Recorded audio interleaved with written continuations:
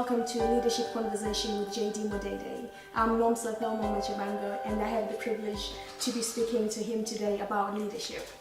Pastor JD, it's good to speak to you today. Nice speaking to you too. It's a great honor. Thank you so much.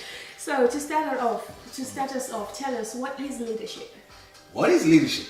I say this all the time, and I promote more my mentor's definition of leadership, which is not really a definition, but a process. And I say leadership is a capacity. That's what it says. Dr. Miles Monroe, by the way. It says leadership is a capacity to influence others through inspiration, which is generated by passion, motivated by vision, birthed from a conviction, produced by a purpose. You know, I have to read that because it's a mouthful. Now, what is it saying? Leadership starts with purpose. And your purpose is what actually you get convicted of and you begin to see it in pictures. It's called vision. Your vision becomes a motivation that generates a passion. Leaders are people that are passionate, they live from their passion. They found out something that they're willing to die for. And their passion inspires others, that they generate meaning in others. It is that inspiration that actually influences others, that people are willing to let down their lives, their resources, their time for you, and they now call you a leader.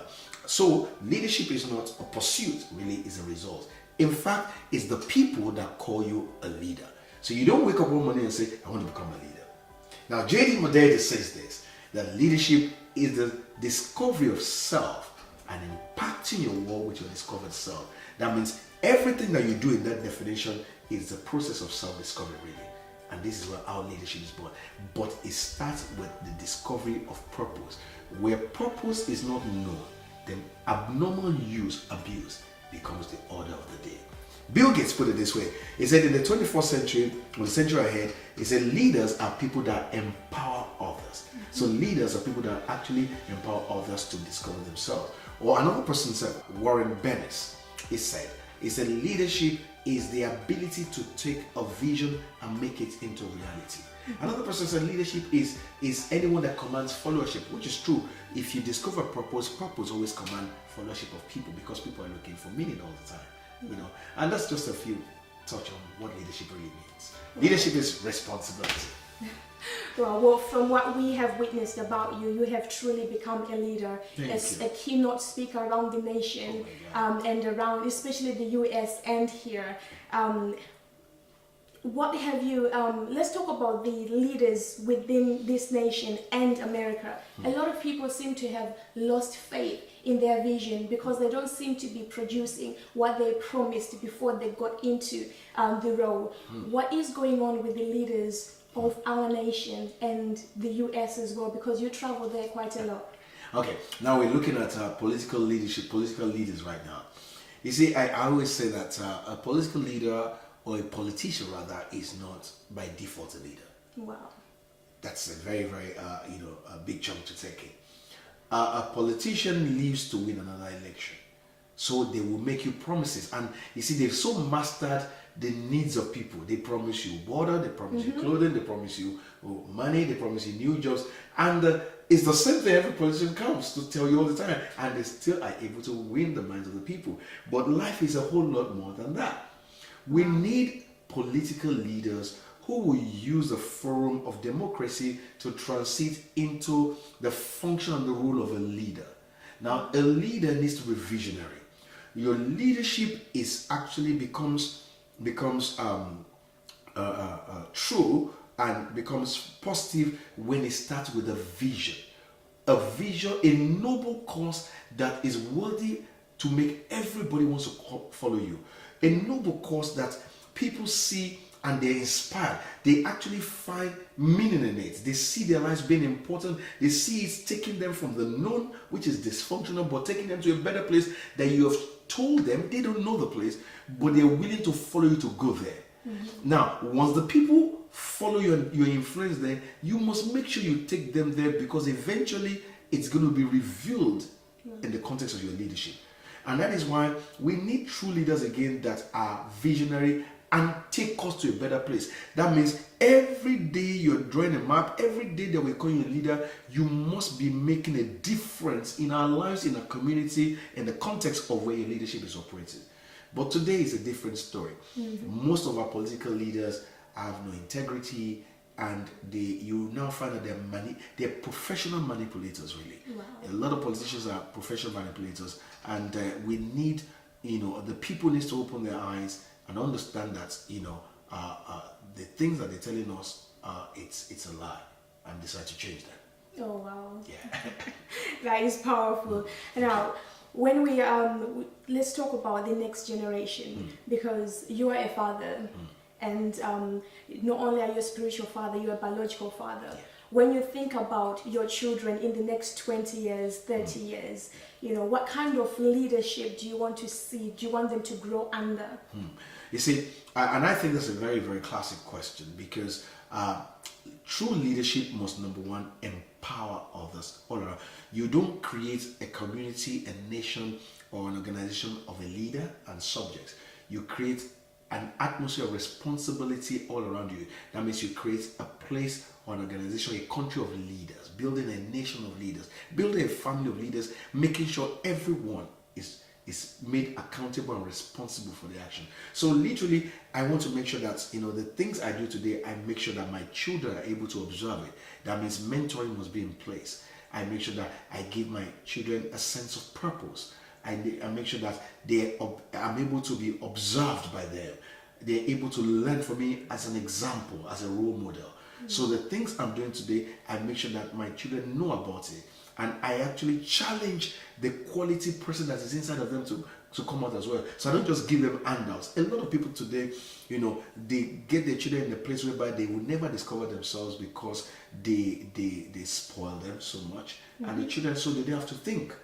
Some parents think for their children. You need to challenge your children to think, because I want to see that the future of our children is better than where we are today. So we need to make sure that we start from an early age. So you don't let your children or your younger generation go through the same pain of what you went through. Rather, make sure that you begin to create platforms, create a future for them that is going to be much better than where you came from, and make them responsible for it as well. Not only that, we begin to pass the baton on. We begin to empower them. Begin to make sure that, not just observe us, we make sure that they begin to actually run things, test power, guardedly. So you delegate to them responsibly as well, while you're still there, not after you're gone. Because when you don't delegate and when you're gone, then there's a possibility that they're going to abuse opportunities that they get. You don't just give children, for example, luxury things, money and things like that, without actually making them responsible. So if I give you money, I want to know how you spend the money. Yeah. Okay, that is going to qualify you for getting another. But you give your son an amount of money, he spends it within less than the time that is required to spend it, and you never question it. Then that child is going to go up abusing every area of resource that he gets opportunity to get into. So we need to make sure we secure their future before they get there by making them responsible. And leadership is about responsibility. Oh wow. Just before we close, someone actually said something to me which I thought was quite funny, but then it's not funny because we are talking about a president of a nation. Someone said Donald Trump is someone that reminds us that you can become anything you want in life. Just talk to a young man that's out there that might be thinking, I believe I was born to be a leader, but for some reasons I just don't know how to become a leader. Since you said you don't just make yourself a leader, you don't just push people to follow you. It's about you being an influencer. How can someone now get into that place where they become an influencer and stand in a position of leadership? Okay, number one, regarding Donald Trump and whatever he says, you can become anything that you want to be, either positive or negative. You become anything or nothing, But that's not the most important thing. The real thing is becoming what you are, your true self. And that is why I said leadership is the discovery of your true self. Who are you really? A lot of people are living another person's life. Wow. They have not discovered their true self. And that is why a lot of people, if you truly sit down with them and ask them a question about, are they really living a fulfilled life? They can't really answer that question because they don't even know who they really are. So they just go with the flow. But what we are talking about is we need to discover who we really are. Who am I?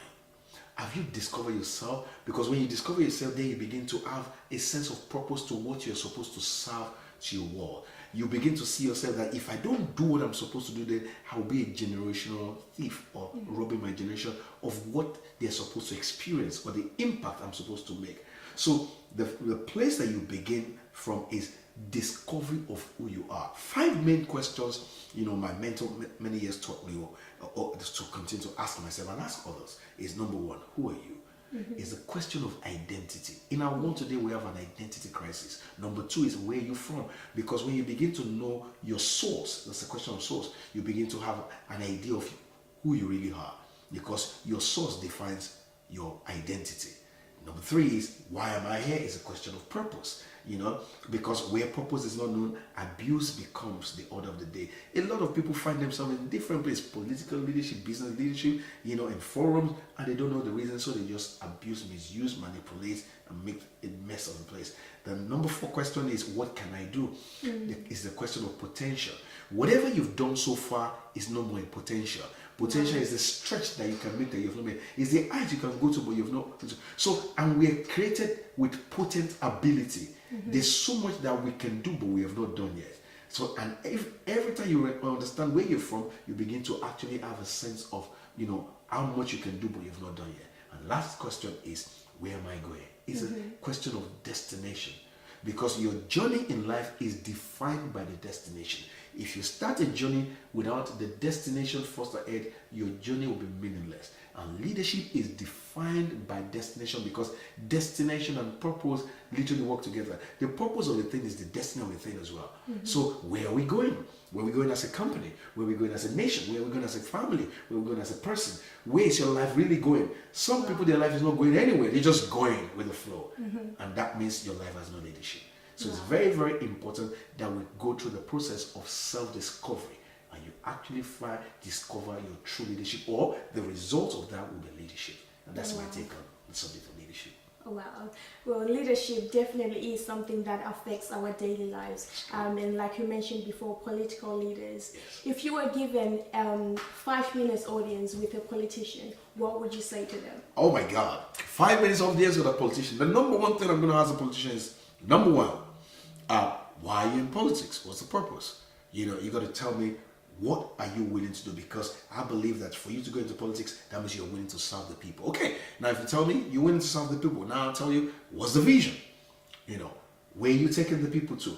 You must be able to articulate your vision immediately. In fact, your conversation must be all around the vision of what you've seen, that you're willing to serve the people as well. Number 3 is, are you ready to die for that vision? I must see the passion. So 3 key things is, why are you here? What's the vision? And do you have the passion for it as well? Because then, that is when you will inspire and you influence me, and I'm willing to follow you as well. Because leaders are people that have discovered what they're willing to die for. Whatever you're passionate about, then you can command my followership. 3 key things I will ask. Wow. Now you know what to think about when you are voting for the next president or the next prime minister in your nation. It's been a wonderful conversation with you, JD Modede. Thank you. Join us next time for another conversation with JD Modede.